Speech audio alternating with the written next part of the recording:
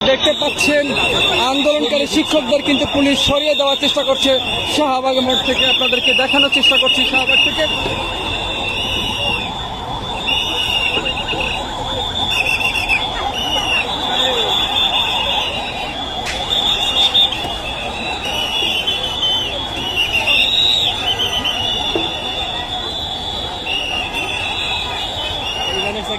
এত বিষয়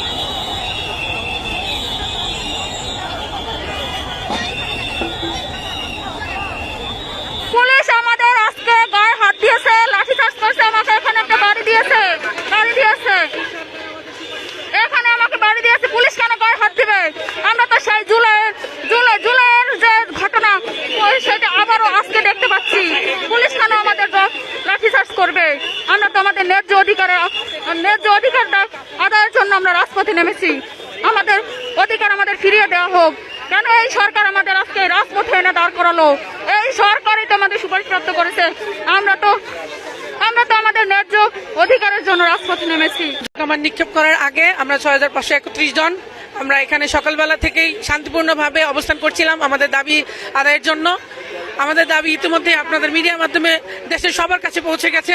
আমরা 6531 জন বঞ্চিত, লাঞ্ছিত, আমাদেরকে যোগদানপত্র দিয়েছে, আমাদের মেডিকেল টেস্ট, ডুপ টেস্ট নিয়েছে, তার জন্য আমরা অর্থ ব্যয় করেছি। সেই অর্থের কোনো কিছু বলা হয়নি। সেই অর্থ কি হবে আমাদেরকে আশ্বাস দিয়েছিল ডক্টর বিধান চন্দ্র রায় পোদ্দার।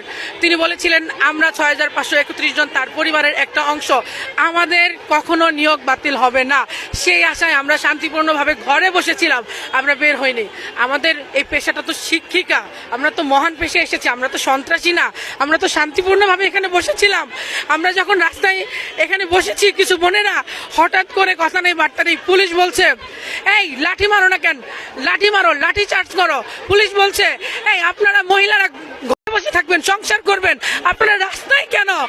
আমি এই মিডিয়ার মাধ্যমে বলে দিতে চাই সেই পুলিশকে, আপনার কি কন্যা সন্তান নাই?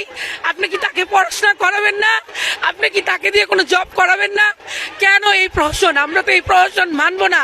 আমরা শান্তিপূর্ণভাবে এখানে যখন বসেছিলাম, আমাদের বোনেরা বসেছিল, তখন হঠাৎ করে কথা নেই বার্তা নেই পুলিশ আমাদের লাঠিচার্জ করেছে। আমাদের বোনদেরকে টেনে হিসড়ে থানায় নিয়ে গেছে। শাহবাগ থানায় যোগাযোগ করেন, আমাদের বোন এখনো থানায়, এবং আমাদেরকে জল কামান মেরেছে। কেন এই প্রহসন? আমরা তো এটার দাবিদার না। আমরা যার নিজের যোগ্যতায় এই পর্যন্ত এসেছি। আমরা মৌখিক পরীক্ষা, লিখিত পরীক্ষা উত্তীর্ণ হয়ে এই পর্যন্ত এসেছি। আজকে এই প্রহসনের দাবিদার তো আমরা না।